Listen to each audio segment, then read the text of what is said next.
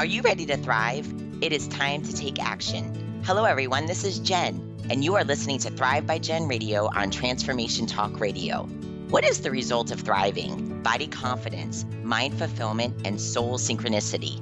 Tune in to hear about these elements and the scientifically and spiritually proven action steps to stand in confidence, love from within, be unstoppable in fulfilling your dreams, and create synchronicity so you can flow toward abundance and love. Hear real stories that will inspire you to take action today and be a catalyst for positive change in this world through creating your own Thrive life. Let's do this. Feel empowered and ignite your soul with Thrive by Jen Radio starting now. Hey, good morning, everybody. You're listening to Thrive by Jen Radio on Transformation Talk Radio. I have a super special show today. I am here with my good friend, Miss Lisa Thompson. And Lisa is, Lisa, you're amazing. We're going to talk today about you have received a kidney transplant. You are a crazy inspiration to me. We've had several conversations. I've gotten to know Lisa, and I wanted to have her on for so many reasons. She's a tough cookie who is just massive impact on trials and tribulations, massive impact on a very special way, which we're going to talk about how you received your kidney transplant, because that was a very special gift. And I also want to talk about today your resilience, because I know you're going to inspire so many people today about your surgery, about what you're going through now, your recovery, and also we're going to spread this information out on your special gift and how you received your kidney. So first, let me give you a huge welcome for being here. Thank you for joining me. Thanks for having me, Jen. Absolutely. Absolutely. I want to dive right in, and you and I have talked about this before. We feel that the important conversation here to have today is how you came about receiving your kidney transplant, as well as this has not been an easy road, and you have, it's funny. I follow Lisa on Facebook on her everyday activities, and Lisa had her transplant, and Lisa has done more traveling than I've done in the past. I think in the past 5 years, Lisa is out and about all the time. And so we'll get to that story more towards the middle of the show, but I think that's so important for us to also hear about today, because it's not easy. And I know you can give some words of comfort to people who are out there that, we don't need to necessarily go through a kidney transplant, but however, we have our own stories, we have our own trials, we have our own tough times, so we can definitely gain from you and your experience. So let's dive in first. Share with me a little bit about the story. You needed a kidney transplant. Can you share a little bit about what led up to that?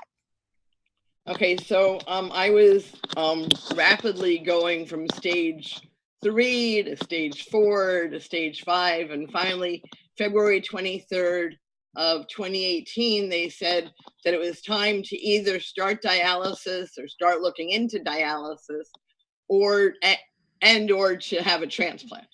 And I looked into dialysis, and it was not for me. So I felt like that the only option I really had was to do everything I could possibly do to get a transplant.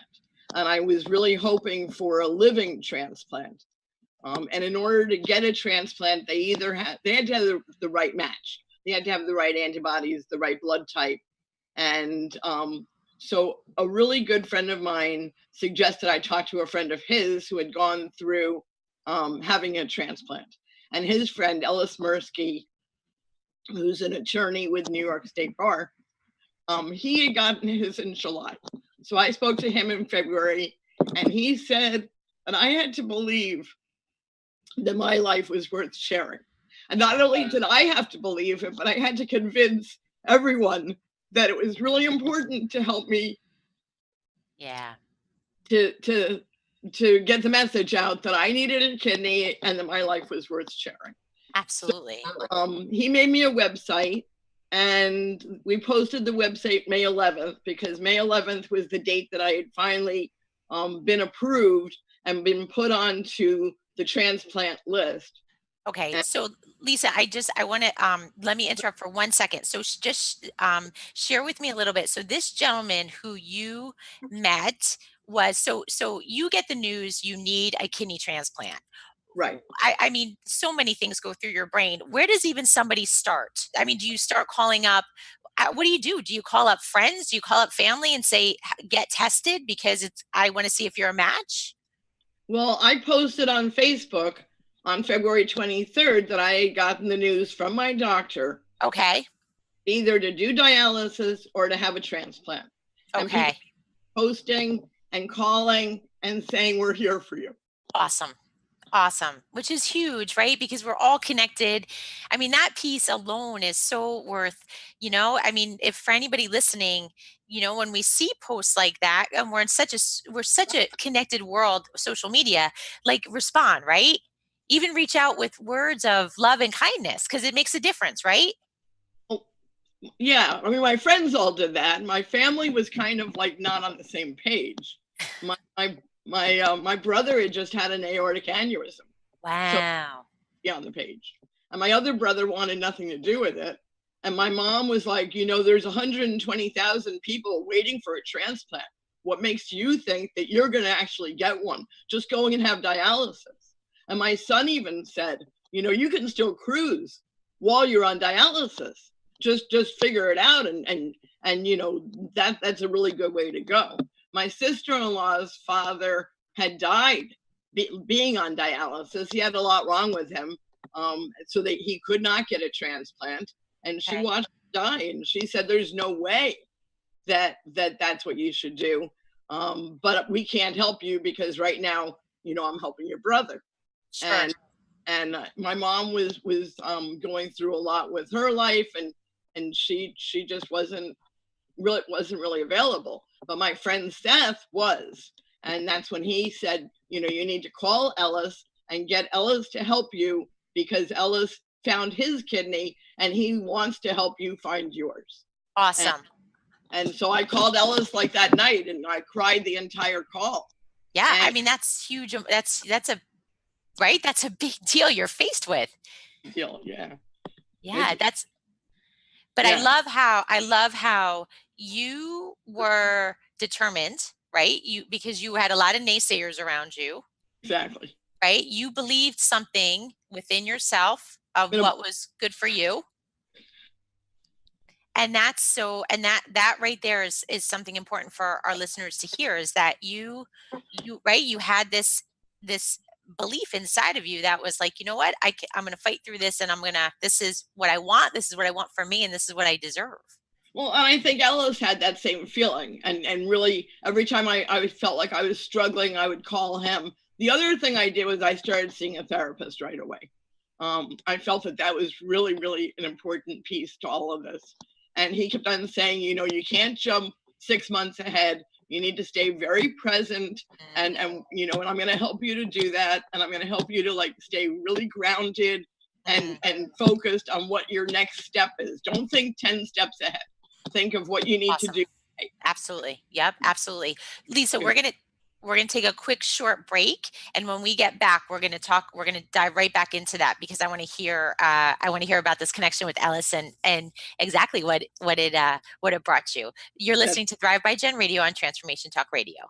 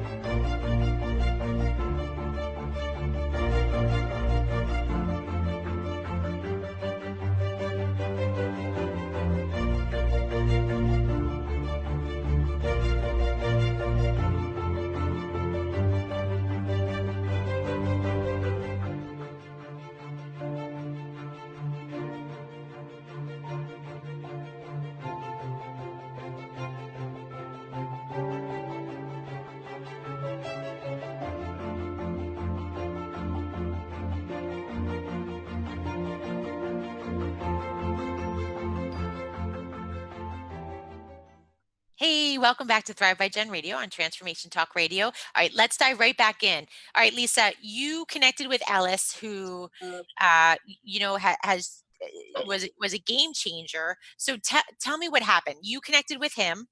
I called him. You called after him. Me to call him, Okay. and like, we're gonna do this together. I did it for me. I've done it for other people. This is Ellis, what he said, and I'm gonna do it for you, and I will be with you every step of the way. And he was there for me. And then what happened? What was next steps? So I wanted to get tested. I had to get tested to be listed. Okay. And so I called the hospital that my doctor told me to call, which was Columbia, and we made an appointment. But then I found out from my insurance company that they were not covered. So I ended up going to NYP, Weill Cornell, and Columbia is also New York Presbyterian, but for some reason they didn't cover them. So, and then there was a lot of testing to do, and a lot of medical tests. And then May 11th, I was able to get listed. And every test was difficult. And every time that I had another test, I'd check back in with Ellis. And in the meantime, Ellis and I were creating the website, which has since been taken down. But he does a kind of a website called kidney4 and then the person's name.com. Okay. And what was, so just for our listeners, so what's the premise behind it? So you go on a donor list. However, what's special about this is someone can offer to donate a kidney, right, for someone else, and then in turn, you when a kidney comes up that matches, you are then on the list and you get that kidney. Okay, well, you're jumping ahead to the swap. Okay, sorry. Oh, gotcha. Okay. All right. Right. Oh, what typically happens is that you do ask friends and family to donate for you, but they have to match your blood type. Okay. So in May 11th, I posted the website, got 30,000 hits, but nobody was tested. Nobody was tested. Okay. And I spoke to Renewal in Brooklyn. They're a wonderful organization that Ellis had help from. And I found in the meantime a number of people that I'm friends with now have gotten help from Renewal. And Renewal is there more for the donor than for the recipient. Okay. And will help the donor every step of the way, like Ellis was helping me, to get tested, and even during the process of donation, they were there for my ultimate donor. Awesome. And okay, so I think we're skipping some steps.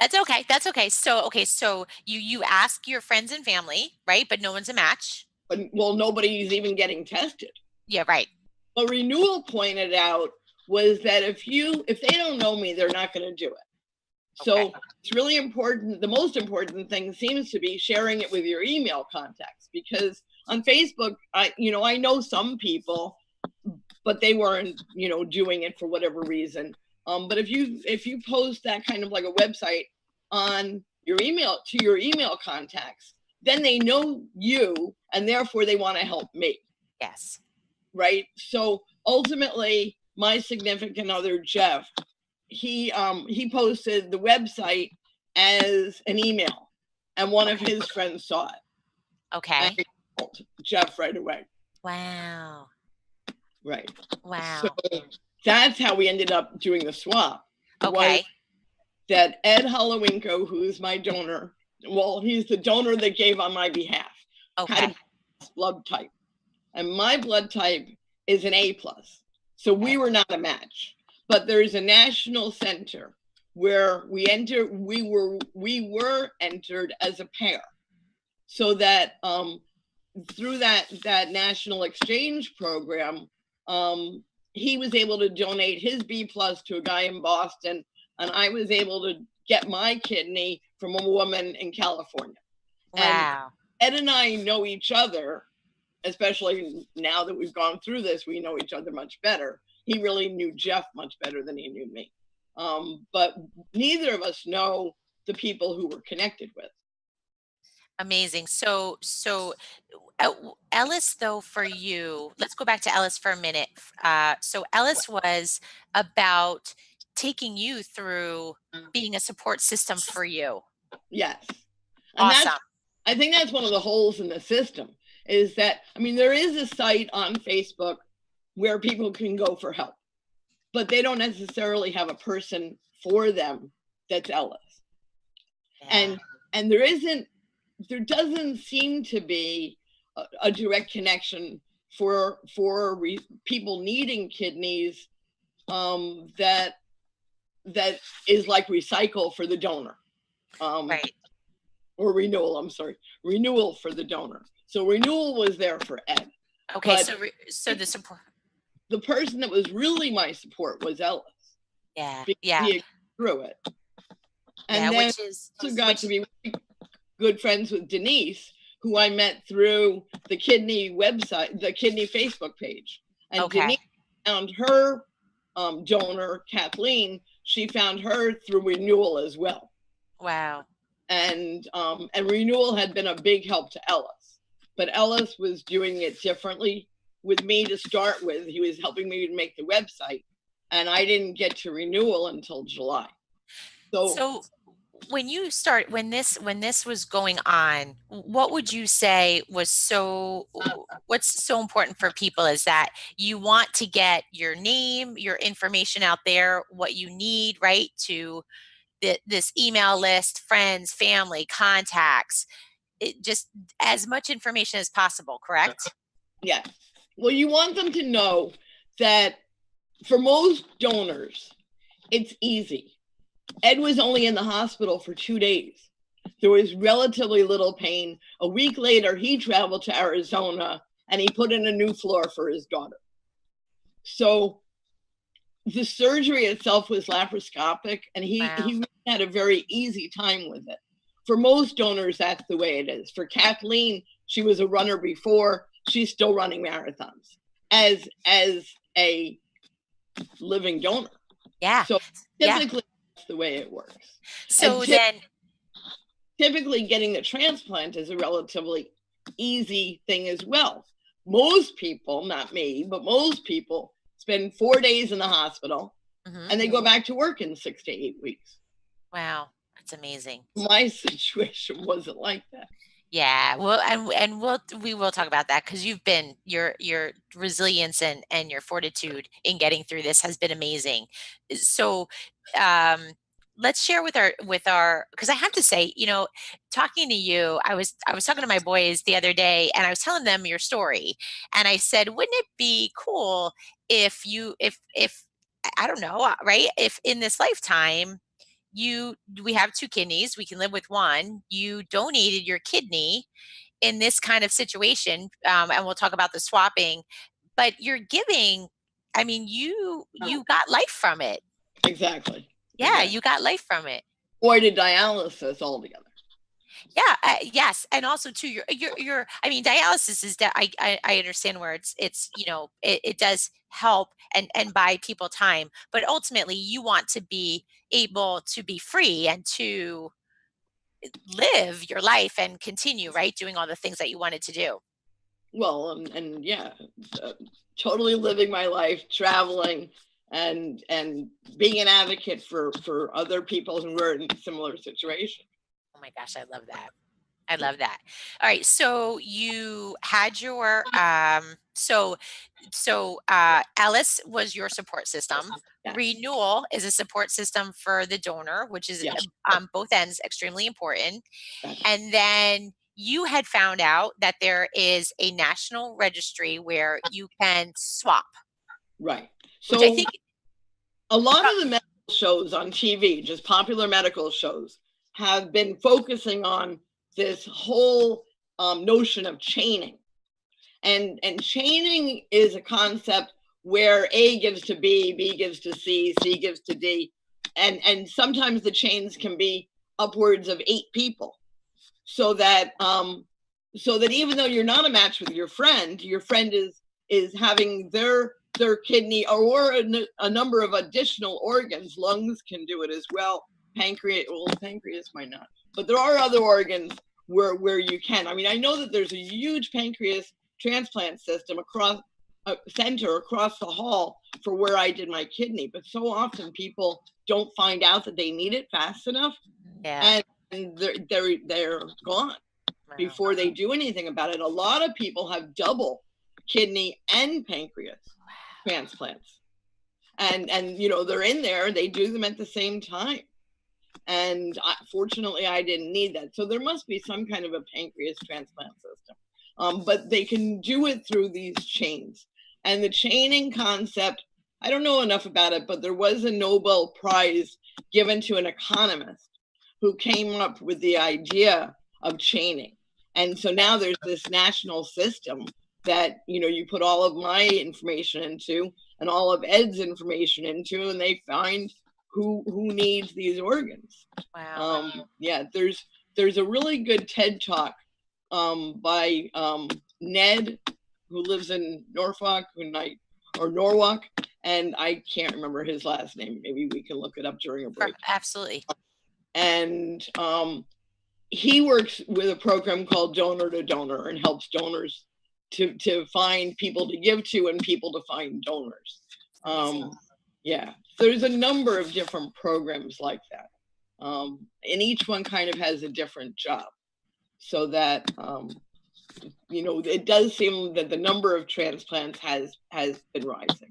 Sure. All right, we're going to take a quick break, and when we get back, I want to dive right back into this, and also give some information, because I want to keep track of the important websites. So what you said, Donor to Donor, where Right. people, because what I'm hearing is that, you know, you're given this overwhelming information, and there's potential for feeling very alone.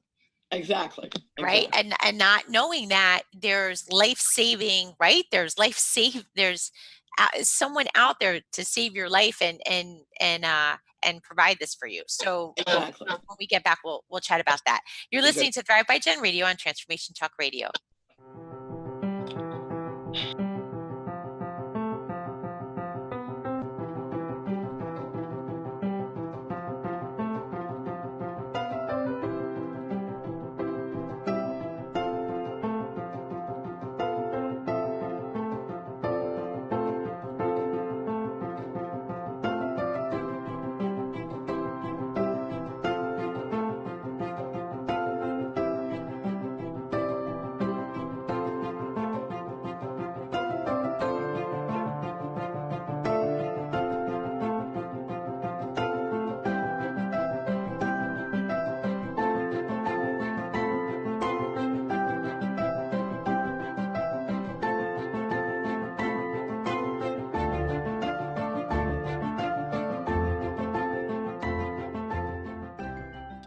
Hey, welcome back to Thrive by Gen Radio on Transformation Talk Radio. I'm here with my good friend Lisa Thompson.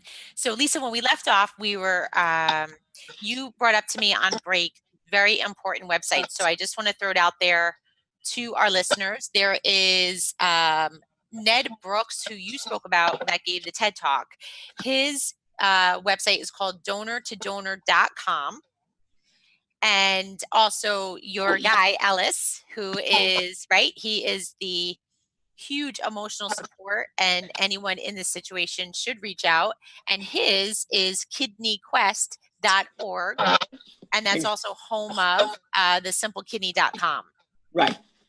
Which is awesome. Simplekidney.com goes through everything people need to know in order to put their own website together. Okay. And so if you receive the news that you need, you know, it's so interesting to me. So let me ask you this. When you got the news from your doctor, did they just kind of like send you out the door? And well, I had been with my nephrologist, who's a kidney specialist, for about 2 years at that point. Okay. And doing everything to follow my creatinine level and to follow my GFR, which after transplant, you don't follow the GFR anymore, but we still closely monitor the creatinine. So right now, as a result of getting the kidney, my creatinine is under 1. It's generally around a 0.8. When I needed the kidney, I was at around a 4.0. Some people go until they're at 7. But you start feeling worse and worse and worse. So once I got my creatinine to a 4, in spite of everything I was trying to do with diet and exercise and resting and just watching my bloods and doing everything I was told for that 2-year period, and even before that, it was time to start investigating. So it wasn't like, okay, you need a kidney today, you need dialysis today. It's just when we got to a 4, there's a cutoff at different hospitals, in fact, for where your creatinine needs to be in order to become listed. Okay. So there's a range, but 4 was only within that range. Okay. Okay. It wasn't that he just told me, surprise, today's the day. He had been saying, I think you'd be a good candidate for PD, which I don't exactly know what it stands for, but it's peritoneal dialysis. They put a catheter into your abdomen. It's one of the forms of dialysis. You can do it at home. You avoid needles. People seem to be happy on it because they can do it more often than just the 3 times a week that you would go into a center for dialysis. So he had been talking about that, and I had talked to DeVita, which is one of the dialysis centers. It's a huge group throughout the country, about diet, and I had been shown information by them. So none of it was like a surprise. And he remained available to me after that date until I had my transplant. Once I had my transplant, I was given a new nephrologist at the center who's now been following me, and they have not released me back to my other nephrologist. Okay. So no, they didn't just hang me out to dry. Okay. Just checking. So, okay, let's talk about the swap, because that's pretty spectacular. So, this gentleman, Ed, right, had seen through an email from Jeff, your significant other, your story. And so what I don't know, what did something catch Ed's heart and say, like, you know what, I need to do this? Okay, so Ed had wanted to be a bone marrow transplant donor for someone that he knew that needed the bone marrow. And because he was over 60, he was not eligible to do that. Even though he's in great shape and just takes really good care of his body. They had some kind of an age cutoff, and they would not allow him to do it. So as he's just a remarkable person that's just very giving and very spiritual and special, and he just felt like this was his calling, that he wanted an opportunity to be able to help someone to save their life. And when he saw it, he was like, is this for real? Is it a joke? His wife had lived next door to Jeff's family for many, many years. And so, Ed works in construction, and he had helped Jeff with all kinds of work over the years. And they were friends. So he called Jeff and just said, what's going on? And Jeff said, this is what's happening. And he said, I really want to do whatever I can to do to help. Wow. And, yeah. What was that like, Lisa? What was that like, hearing that? I felt like I had an opportunity to save my life. Yeah. So it was really, really special. Yeah. And Jeff didn't want me to call him. He didn't want me to talk to him. He wanted to just, typically when you have somebody that's willing to be a donor, it's kind of like they have their own journey. And he didn't want me to try to thank him at that point or convince him or do anything. But Jeff was really there for him, and Renewal was really there for him. And then as soon as, the morning that we were both that we both entered the hospital, then the 4 of us got together, and I showed you that picture of all 4 of us wearing the T-shirts from his wife. And it was just like, wow, this is really going to happen. Yeah. And so It's so wonderful. And so, all right, so you get So that. great, am and grateful to Jeff and Yeah. I mean, to this is Ella yeah, and this is, I and just I to want the people to one in California whose name I still don't know. yeah, I want people to take away that we're all connected, right? We're all supposed to be here for each other. Like that's why we're here. So I mean, you guys are living examples of that. That's, you know what I mean? You're the testimony. All right, Thank you. so Ed goes in then, he agrees, he gets tested, and there's this you talked about there's this national registry, and because Ed then goes in and says, "Look, I'm not a match for my friend, but I'm willing to donate on her behalf." Well, I don't think he knew that he wasn't a match when he first went in. Okay, gotcha. Even it's funny, he gives like a gallon of blood a month, something like ridiculous like that. He's always, because he cares so much about helping people, but he didn't know his blood type. That's funny. Yeah, and so he went in and got tested, and they said, wow, you're in great shape to give, but you're not a match. And how would you feel about entering a program where we could do an exchange? And he said, I want to do anything I can do to help. And so I was called, not by him, but by the person at the hospital who coordinates this. And she said, would you want to be entered? And I said yes. And she said, well, this should go very quickly. She said, are there any dates that you can't do it? And I was like, well, in September I've got a family wedding that I really want to go to. In October I'd love to go to Hawaii. You're so you're so cool. You're like negotiating life. She said, well, you can't travel anymore after this. Yeah. But you can go to the wedding. And they called me right before the wedding and gave me which was the weekend of September 15th. Wow. And I knew it like 6 months in advance that there was this wedding, and I didn't know if I'd ever make it there. Yeah, I mean that's what you're thinking, right? That's what you're. I mean, Yeah. you're when you talked about before about talking with a therapist. Just share a little bit about it's people don't understand the importance. I'm a big God girl. I'm a Bible girl, and even in the Bible it talks about living just in today. So share with everybody about how important that was for your journey, because if you let your mind go too far in advance, you could be picturing the end of your life. Right. So how did you do that? How did you stay present? Like day one, I was crying all the time, and Mhm, day two, I was still crying all the time, mhm, and I just felt like, that years before that, I had a therapist to get me through breast cancer, actually, and she and I were fine, but I didn't think she was the right match, and I called through my insurance company. They have like a separate psych line, and I called them and I talked to them, and they said, we're going to help you right away to find a therapist in your area. And they called me like the next day and they said, why don't you give this guy a call?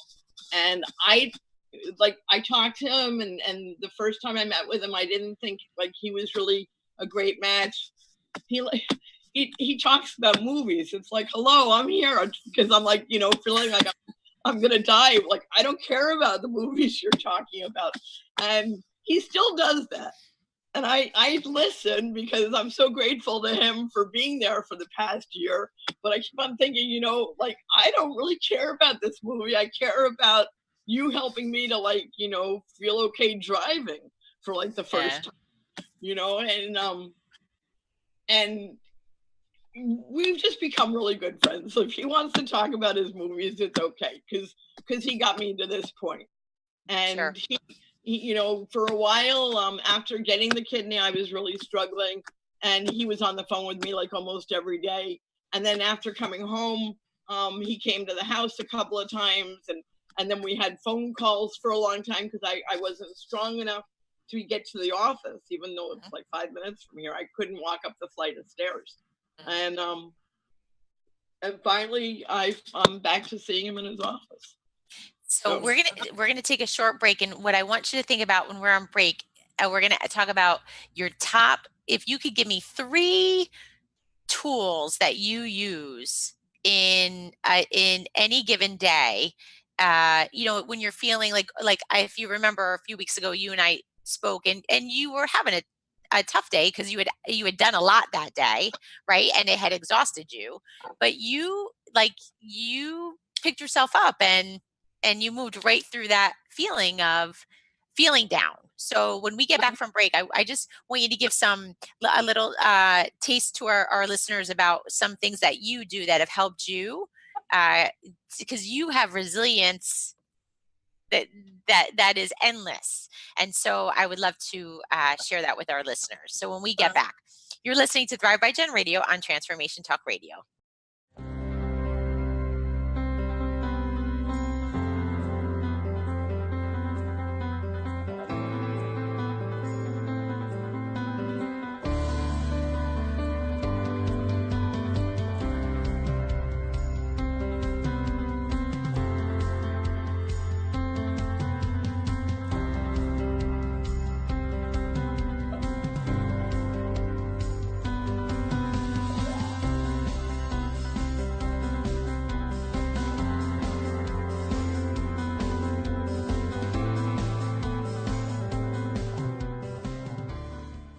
Hey, welcome back to Thrive by Gen Radio on Transformation Talk Radio. All right, so when we left off, Lisa is going to share her secret sauce for getting through those tough moments. So what's number 1? So number 1 is the gratitude notebook.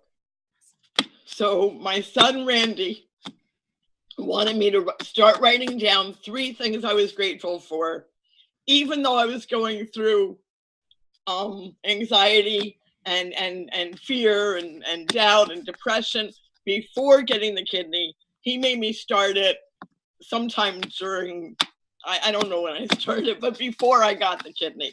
Yeah. He wanted me to make sure that I wrote down 3 things every day that I was grateful for. And he had a lot of rules, like I couldn't repeat any of them within a 30-day period. And for the first couple of days, he made me post the 3 things as a photo from that gratitude journal to Facebook, because he said that would keep me honest. And he was going to be checking to make sure that I posted this. And then he said for like a week, he didn't make me do that anymore. Yes, I still do that gratitude. Still do it. Yeah. And I find like a lot of times that reading back the things that I was grateful for in like the months that have gone on really helps a lot. And I find that, sitting down at night and thinking about the things from that day that I'm grateful for helps me to like kind of forget about the things that have been annoying and challenging and depressing, and to really focus on the things that felt good that day. Yeah. So, that's amazing. I love that. And I share that with my clients all the time, but you don't, right? Your testimony to the power of it. Right. You literally were, this wasn't, you weren't given easy news. You haven't been through an easy experience. This was, right? No. This was on a level 1 to 10. This was an 11. Yeah, exactly. This was an 11. What's the second thing you like to do? You shared with me about your younger son. Okay. So my younger son, from the time that he was born 9.5 weeks early. And he needed a lot of strength and a lot of love to get through that first year, and even beyond that, and all kinds of therapy. But when he was really little, around age 2, he used to like to sit in lotus position on the therapy ball. Wow. And he liked to put his feet above, like behind his neck. I always called him my guru. Yeah. And he's just always been there for me. And when he's just a real pillar of strength. And I think a lot of it is because he went through so much. Yeah. And I was there for him then, and he's there for me now.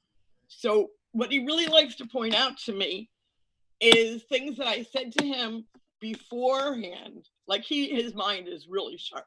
He remembers everything that in every conversation. He's incredible. And he'll point out to me, that I didn't think I could do Thanksgiving with my family. And that I did do Thanksgiving with my family. Randy invited us all up to Buffalo, and it was an 8-hour drive, and David drove. And on the way up and back, we practiced lines for a script he was working on. He's an actor. Cool. And he's like, Mom, but you did that. Yeah. Even though I feel like, sometimes I'm not doing as well as I want to do. He's like, but you did that. And you went on a cruise, and you went to visit your father, and you went to visit your mother, and look at all the time, Lisa. I'm following you. I'm like, where's she? Hashtag where's Lisa? Yeah. Well, he points it out. He's, Mom, you told me you weren't going to leave the house for a year, and you surprise. You're like literally traveling around the world. And then you said your third one was your friends. Yeah, my friends have been very, very supportive. And I love it, like when I post a picture on Facebook and I'll get like 100 people liking it. So even if I don't talk to those people like that day, I know that they're there. And I can call any of them pretty much any time, and they're just very supportive. They listen and they care, and they keep reminding me that they're there for me. It's interesting. You and I know each other. I don't know you. I know you, but I don't know you super well. But I have to be honest with you. The thing that I pick up from you, we've talked about that. I've talked about this with other people, how important a tribe is. I see your tribe. Like, I know you have a phenomenal tribe of people around you. You really do, which says a lot about you. You have strong people around you lifting you up, and you and I talked. I want to we're coming up to the final segment, but this is important because you and I talked about this on our last call. You brought up feeling you were down. You talked about feeling more down about the fact that you were feeling down, and my words to you were like, I couldn't literally, like, you're amazing. You're absolutely amazing in you going through this, as well as the people around you lifting you up, right? And we're not supposed to do this alone, right? We're not supposed to do this alone. So just talk a little bit about, I mean, do you feel like that's your tribe, and you have helped people in the past not to get something in return. You've helped people, and in turn, that's right, we reap what we sow, and you've sowed this amazing tribe. Do you feel that? I want you to take some credit here. I feel it's really special that you're pointing that out. And as you're talking about it, I'm thinking about it. I'm connected to a lot of different groups. So I have Clearwater and environmental friends, and I have music friends, and I have art friends. And I think by getting involved with Embark, I have a lot of very, very special people in my life that were not there before. There were different people there, but the people that I've met through Embark, especially the artist community and the theater community, have been very supportive. And I appreciate the circle that I've created. Yeah. How are you doing now? Give us an update on when it's been. Was it a year in September? No. When was it? When was the actual? When was the actual transplant?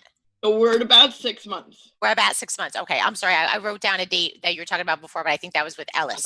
So we're at the 6. My gosh, woman, it's only 6 months.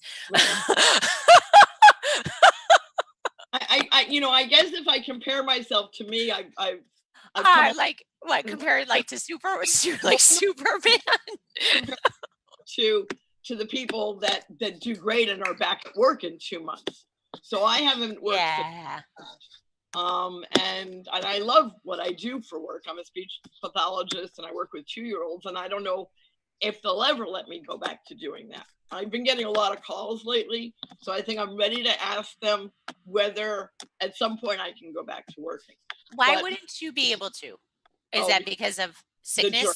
Yeah, the germs, which I understand. I'm on immunosuppressants, and I have to be very careful with being exposed to kids that put their fingers every place them and then on me. Absolutely. So 2-year-olds just don't know differently. Yeah. So I'm able to work with older kids, but maybe not with the younger ones. I have to talk to my team. But your question was more about this. Like how do you like now? Yeah, how do you feel now? It's been 6 months. I went back to Toastmasters last night for the first time since beforehand. So I'm not officially a member, but I want to get more comfortable with telling my story so I can do advocacy work. And right now I just feel like I'm talking to you, even though there's millions of people listening. But last night talking to 8 people was very difficult. And I want to be able to do that comfortably. So Toastmasters is a good place. Yesterday was the first time I drove by myself since before surgery. Yeah. So step. It gives me a lot of freedom to be able to do that. Absolutely. And I was able to find a parking spot that was right near Toastmasters to walk across the street and get a slice of pizza, to walk back, and to drive home in the dark.